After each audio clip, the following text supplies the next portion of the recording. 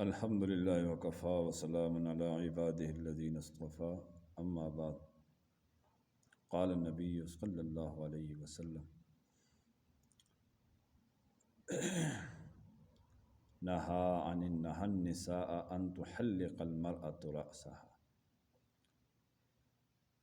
نبی کریم صلی اللہ علیہ وسلم سے متعلق یہ روایت مروی ہے کہ آپ صلی اللہ علیہ وسلم نے حج کے دوران یا عمرے کے دوران عورتوں کو حلق کرنے سے یعنی سر منڈوانے سے منع کیا، بلکہ بال چھوٹے کرنے کی اجازت دی ہے۔ اس حدیث کے راوی سارے ثقہ ہیں۔ اسی طرح ابن عباس رضی اللہ تعالیٰ عنہ سے روایت ہے، وہ فرماتے ہیں کہ عورتوں پر حج اور عمرے کے دوران حلق نہیں ہے، سر منڈوانا نہیں ہے، بلکہ بال چھوٹے کروانے ہیں۔ بال چھوٹے کرانے کی مقدار یہ ہے کہ یہ ایک انگلی کے برابر بال تھوڑے سے اس کے اوپر چڑھائے جائیں، پھر شوہر یا محرم کوئی وہ بالوں کو کاٹ دے حج اور عمرے سے فارغ ہونے کے بعد، بس۔ حجام وغیرہ کے پاس بھی جانے کی ضرورت نہیں۔ ہاں اگر حجام عورت ہو تو پھر کوئی حرج نہیں۔ اسی طرح عورت چہرے کو نہیں ڈھانپے گی، سر کو ڈھانپے گی، تلبیہ کے دوران آواز بلند نہیں کرے گی، اور اسی طرح حج کے 7 طواف کے دوران 7 چکر ہیں، ان میں وہ مٹک مٹک کر نہیں چلے گی، بلکہ درمیانی چال چلے گی۔ اسی طرح صفا مروہ کی سعی میں بھی وہ عورت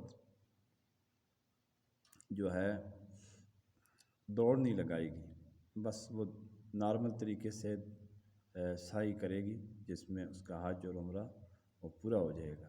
کیونکہ ان تمام صورتوں میں فقہاء نے لکھا ہے کہ اس کے آواز بھی پردہ ہے، اس کا جسم بھی پردہ ہے، تو پردے کے اندر خلل واقع ہوتا ہے۔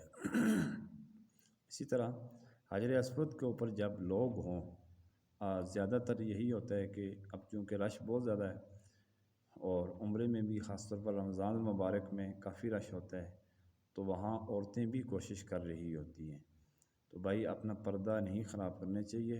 پردہ بہت زیادہ ضروری چیز ہے شریعت کے اندر، تو عورتوں کو خیال کرنا چاہیے۔ اگر جگہ خالی ملے تو پھر تو حجر اسود کو بوسہ عورت بھی دے، کوئی حرج نہیں، لیکن جب حج کے دوران اور عمرے کے دوران بہت زیادہ رش ہو تو پھر وہ یہ کوشش نہ کرے۔